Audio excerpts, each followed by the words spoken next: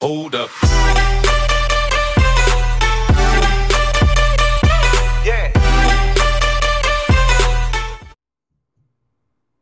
Сәлем, ассалаумағалейкум баршаңызға, достар, барлықтарыңызға қайырлы кеш. Мінекей біздің 89-шы сабағымыз Neon Drive деп аталады.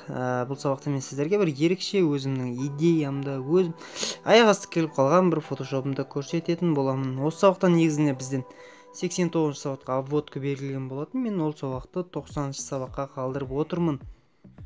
Окей, достар, сонымен бізге бірінші кезекте Pixar'тан басқа ешқандай программа қажет жоқ. Қарапайым фото, кез келген ұлда, балада, қызда жасай алатын оңай фото. Мен бүгін осы фотоны көріп аяқ асты сол идея ойыма түсті. Не екенін білмей, Зерузаның фотосын таңдап алатын алдым. Неке достар, бірінші кезекте біз қырқамыз. Окей, вырезать қайшының суретін басамыз. Және де бізге Pixar осындай керемет бір функция берді. Дәл осындай фотоларды тек қана шетін белгілеп шығып PNG форматтағы фото қылып қырқып алатын боламыз достар.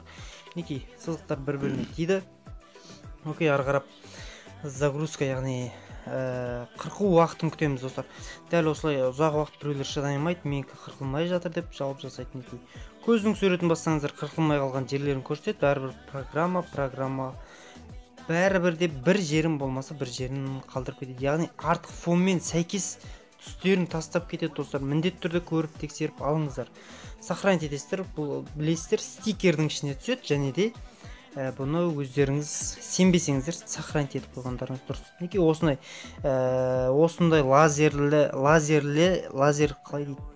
лазерді шоу кешіріңіздер.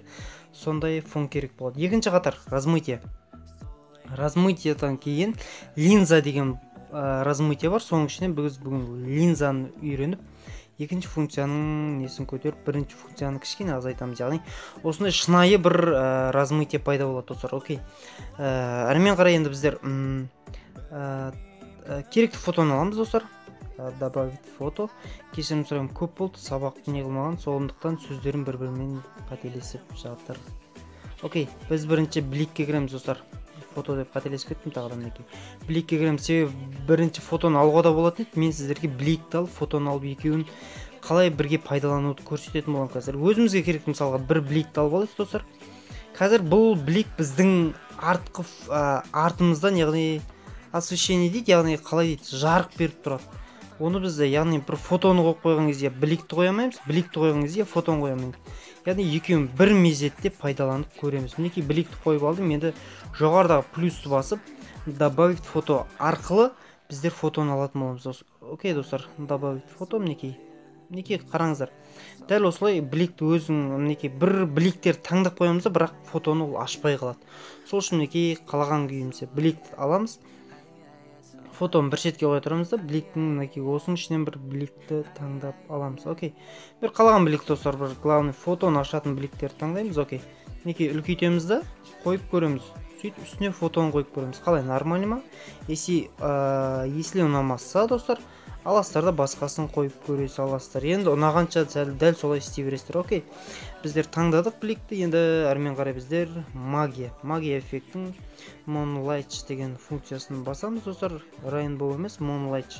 Осы функция әдемі келеді. Егер сіздердің киім түстеріңіз қандай, соғанда байланысты мен жасыл болсын, артық фонды да жасыл қылып алдым. Бірақ артық фон кез келген фонға әсер ете береді. Окей. Иньян белгісі, және де өзімізге керекті адамның үстін ғана бояймыз достар. Фон полный бояп жүрмеңіздер, тек қана киімді бояймыз бұда да.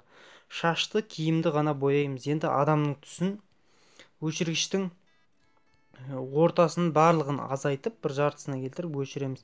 Енді что достар, бұл функция анау бетті былай әжім-әжім қылып тастайды, кішкене өшіріп яғни эффекттің күшін аз қылып қойсаңыздар жетеді. Қалған киімдерді, шапканы, шашты қалғанша бояй беріңіздер. Тек қана адамның бетін қатты бояп жүріңіздер. Что бұлай әжім-әжім сызық жараспай қалады. Окей, бұл жерде функция белгілі болды. Ары қарай Dodger, және де біздің бірінші функция, және де HDR функциялар орындалады. Dodgerді міндетті түрде басып аламыз. Өйткені менің ең сүйікті эффектім бұл. HDR-де басамыз. HDR-ді басқан кезде достар, сіздерге бірінші ескерту, түрлеріңізге, яғни адамның бетіне HDR бермей қойсаңыздар өтініш. Жоғарыда өшіргішті алып, адамның бетінен өшіріп тастаңыздар функцияны. Себебі бір HDR-ден кейін қайталау функция, яғни қайталау эффект болған кезде адамның бетінің сапасы автоматты түрде құрып кетеді. Енді добавить фотодан Neon Drive деген логотипті алып қоя саламыз. Шыны керек, не мағына беретінін білмеймін. Себебі ұрсаңыздар, шыны керек. Бастым бірінші осы шықты, алдым, қойдым, керемет шықты, болды, ұнап қалды достар. Шыны керек, қандай мағына береді, яғни керемет ойбай не екенде аса қатты зерттеп көрмеппін. Ұнады, болды, сабақ түсіріп жатырмын достар. Мүмкін сіздерге басқа логотип, мүмкін басқа логотипті қойсаңыздар да болады. Енді әрмен қарай фото сухой болып қалмас үшін міндетті түрде блик, бок, яғни түрлі текстураларды пайдалансаңыздар болады. Мысалы, мінекей осыны пайдалансаңыздар болады, как афиша сияқты болады достар. Бұл Photoshop достар жасалу өте оңай, бірақ нәтиже керемет шығады. 100% гарантия деп айтайын. Яғни бұған достар енді ұрып кеткен бір быт, яғни ретрикамен түскен фотоны таңдамай, бұлай барынша оригинал фотоны таңдап істеңіздер достар.